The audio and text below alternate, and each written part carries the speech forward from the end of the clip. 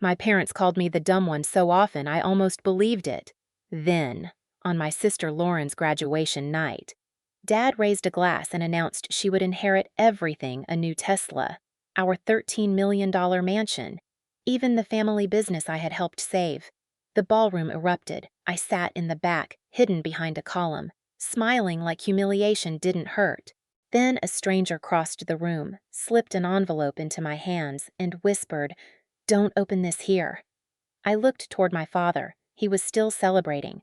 He had no idea the envelope named the one person who could legally take everything from him. I'm Ivy Carter, 30 years old, and for most of my life, I learned how to disappear without leaving the room. Our family looked perfect from the outside. My father, Richard, ran a medical supply company that served hospitals and clinics across the state. My mother, Diane, organized charity galas where people praised our family's generosity over champagne and tiny crab cakes. My younger sister, Lauren, was the one they introduced with both hands on her shoulders, like she was already standing on a stage. I was introduced with a smile and a pause. "This is Ivy," Mom would say. Then she would move on. I was 8 when a specialist explained that I had dyslexia. He told my parents I wasn't less intelligent. I simply processed written language differently. Dad nodded through the appointment, then complained in the parking lot that I needed to try harder. A few months later, at Sunday dinner, I stumbled over a message printed inside Grandma Eleanor's birthday card. Dad reached across the table, took it from my hands, and said, "Give it here. We'll be here all night." Lauren laughed. Not loudly, just enough. The smell of roasted chicken and rosemary filled the dining room. A fork scraped against china. Mom kept cutting her food and murmured, "Richard, don't embarrass her." But she never told him he was wrong. That was how it started. By high school, the dumb one had become a family joke. Dad said it when I forgot a name. Lauren said it when I needed extra time with instructions. Mom never repeated it, but she smiled tightly whenever someone else did. Grandma Eleanor was the only person who refused to join in. She would slide a warm slice of apple pie toward me and ask what I noticed about the room. Not what I had read, not what grade I earned, what I noticed when I was 15. She began taking me to the company warehouse on Saturdays. The air smelled like cardboard, dust, and burnt coffee. She showed me routes, payments, bills, delayed shipments, and empty shelves. "Where does the problem begin?" she would ask. I drew arrows until the answer appeared. At 30. I worked downstairs from Dad's office as an operations coordinator.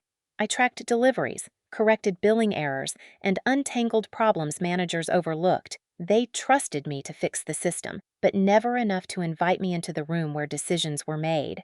Years later, Lauren won a full ride to Harvard from a National Scholarship Foundation. My parents threw a celebration bigger than my 30th birthday. Dad called her brilliant. Mom ordered a cake with gold lettering. That same night, Mom called me into the kitchen. "Wear something simple to graduation," she said, wiping frosting from a knife. "And please, Ivy, let this be Lauren's moment." I nodded. What I didn't know was that Dad had prepared another announcement, one that would erase me completely.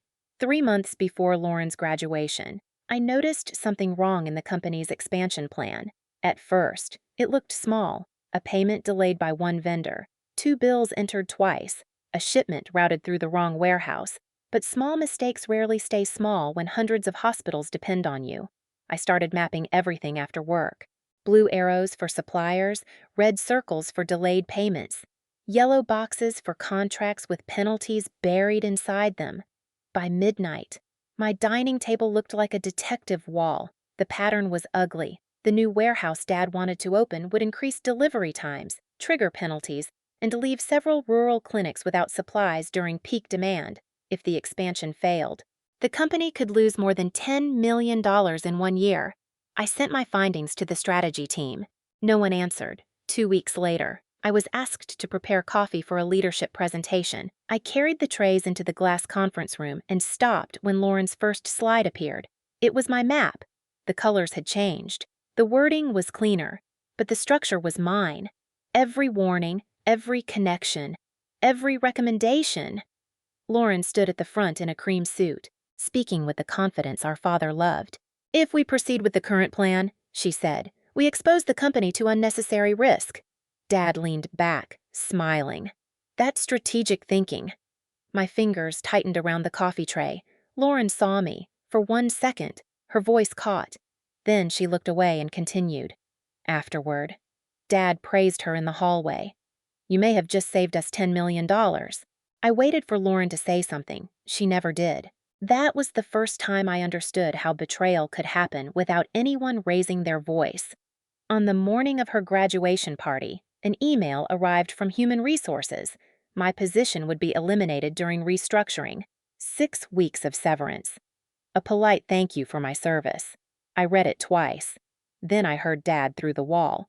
Once Lauren comes in, we need a cleaner structure. Mom answered softly. And Ivy pause. She'll land somewhere appropriate. Somewhere appropriate. I closed my laptop and went home to get dressed. That evening, the hotel ballroom smelled like white roses, expensive perfume, and butter warming beneath silver lids. Mom met me at the entrance and looked over my black dress. You look nice, she said. Your table is in the back. Of course it was. Lauren entered to applause in a custom graduation gown. Dad brought her onto the stage, handed her a small black box, and told her to open it. Inside were the keys to a new Tesla. The room cheered. Then Dad lifted his glass. Tonight, we celebrate Lauren's future. One day, she will inherit everything we built, the company, the family legacy, and the mansion, now valued at $13 million. People stood across the room. Lauren smiled for cameras while applause pressed against my chest like a locked door. I stayed seated behind a column, twisting a linen napkin beneath the table. A cousin leaned toward me. So what happens to you before I could answer? Dad thanked the quiet people behind the scenes who kept the company running. He never said my name. That was when I understood. They had taken my work, erased my place, and were now celebrating my replacement. Then the ballroom doors opened. An older man in a gray suit stepped inside. He ignored the stage and walked directly toward me. My name is David Miller, he said. He placed a sealed envelope in my hands. Your father just promised away something he has never owned.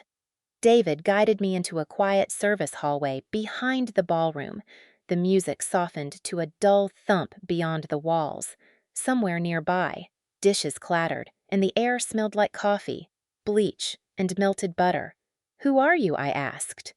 I managed your grandmother's trust, he said, and I was instructed to contact you after your 30th birthday. Once the transfer was verified, my hands went cold. He opened the envelope and laid the papers on a stainless steel counter. The first page confirmed that Grandma Eleanor's trust controlled 51% of the company's voting shares. The second named me as the person authorized to exercise those votes. The third explained that the mansion Dad had just promised Lauren was still held inside the trust. Dad had the right to live there. He did not have the right to give it away. I read the paragraph twice, then a third time. What if I'm misunderstanding this? You're not. Then why didn't anyone tell me your grandmother wanted the transfer completed before you were approached? Your father challenged parts of the trust after her death. The review ended yesterday. The hallway seemed to narrow around me. David pointed to one final page. You also have the right to request an emergency board meeting before Monday's succession vote. Through the doors. Another round of applause exploded. I pictured Lauren beneath the lights, holding her new keys. Dad smiling beside her. Mom making sure every photograph looked perfect. I should have felt powerful. Instead, I felt sick. I left without saying goodbye and drove home through wet streets. The envelope on the passenger seat beside me, at every red light. I looked at it and heard Dad's voice calling me slow, difficult, limited. My apartment was dark except for the stove clock. I went straight to my closet and pulled down the wooden box Grandma had given me before she died. The hinges groaned when I opened it. Inside was a letter, a stack of notes, and copies of old company records. Ivy, if they have decided your future without asking you, then they have mistaken your silence for permission. I sat on the floor. The notes showed that Dad had tried more than once to reduce the trust's voting power. Grandma had blocked him each time.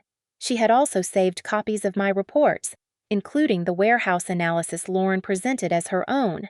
Grandma had known. That hurt more than I expected. She had seen what they were doing, but she had also seen me.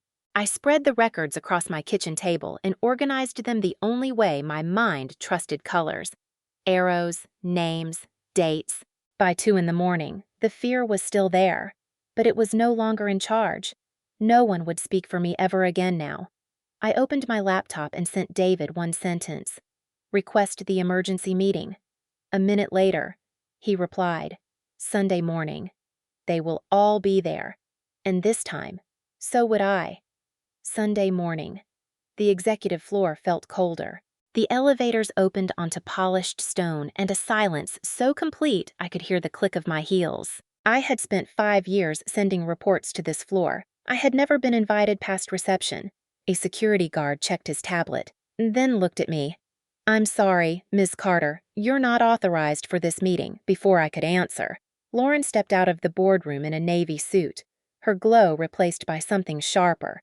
This is embarrassing. Ivy, she said, you lost your job. And now you're trying to punish everyone. I was invited. You're an operations coordinator. The boardroom door opened behind her. Margaret Collins appeared, silver-haired and steady. Not this morning, she said. This morning. Ivy is the controlling voter. Lauren's face changed, only for a second. But I saw it. Inside, 12 people sat around a walnut table. Dad was at the head. Mom sat against the wall beside the attorney, her hands locked around her purse. Dad did not stand. This meeting is unnecessary, he said. My daughter is upset and confused. Lauren added, Ivy has always struggled with dense material. She may not understand what she received. The words struck the same place they always had. For one moment, I was 8 years old again, staring at a birthday card while everyone waited for me to fail. Then I saw Grandma Eleanor's photograph hanging, mud on her boots, sleeves rolled up, chin lifted. I opened my folder. I'm not here to discuss how fast I read, I said.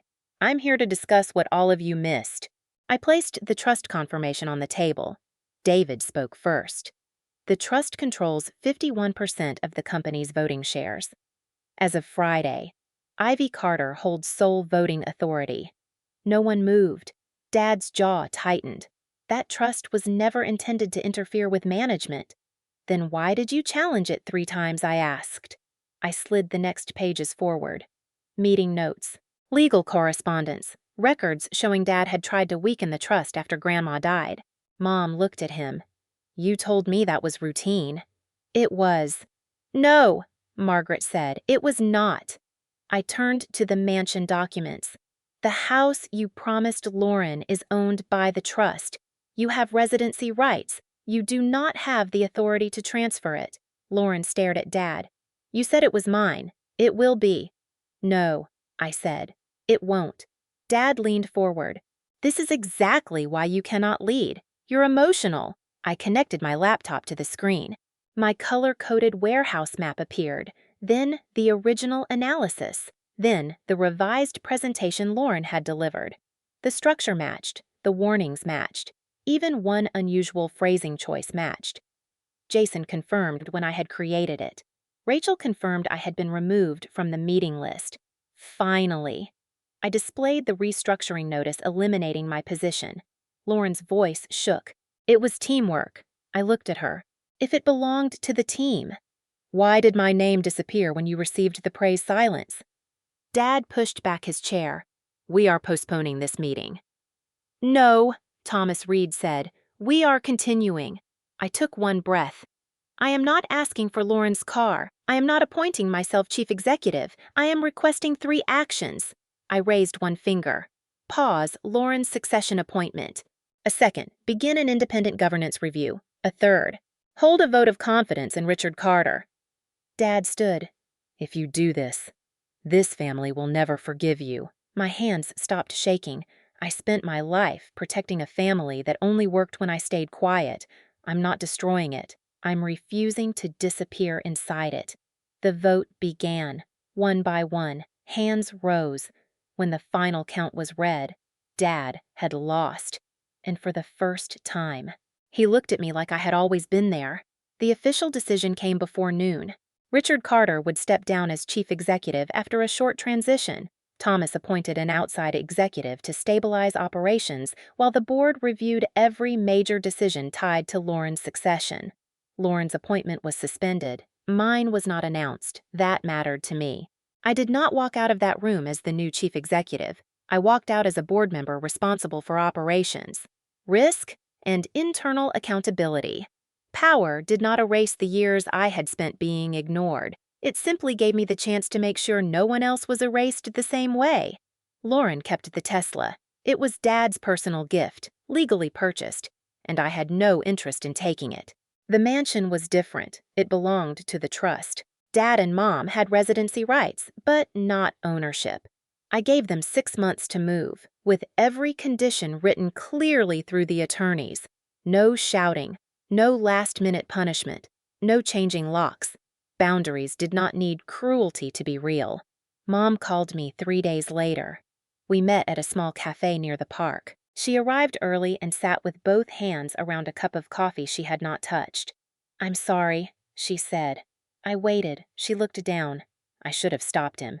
"You should have believed me." Her eyes filled, but I did not rescue her from the silence. "I don't know how to fix this," she whispered. "You don't fix 30 years with one apology." She nodded slowly. For once. She did not ask me to make things easier. Lauren waited nearly a month when she finally asked to meet. We walked through the park without looking at each other. "I knew the analysis was yours," she said. I told myself I was the one who could present it better. I kept walking, and when Dad praised me, I stayed quiet because I was afraid he would stop choosing me. That was the first honest thing she had ever said about us. "I used your dyslexia against you," she continued. I knew exactly where it would hurt. I stopped. "Yes," I said. "You did." She cried then, but I did not call it healing, not yet. The independent review required Lauren to correct the record publicly. Her name stayed on the team, but mine was restored as the original author of the analysis. She also stepped away from the succession program and returned later in a smaller role with no special title. 6 months passed. I completed formal governance training and led a new operations program built around the same kind of visual maps Grandma had taught me to trust. Duplicate bills dropped, delays improved, rural clinics received supplies faster. One cold morning, I stood inside the warehouse wearing a reflective vest over my blazer. A young manager stared at the color-coded process map on the wall.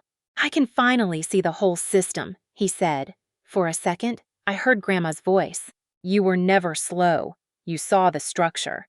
I smiled, not because I had taken everything from them, because I had finally taken my life back, and for the first time. The future did not feel like a room someone had locked. It felt like a door I could open. For years, I thought love meant staying quiet, accepting less, and pretending the people hurting me were only trying to help. I was wrong. Love does not erase you. Family does not get to use your loyalty as permission to betray you. And forgiveness does not cancel accountability. I did not need to become cruel to protect myself. I only needed to stop surrendering my voice.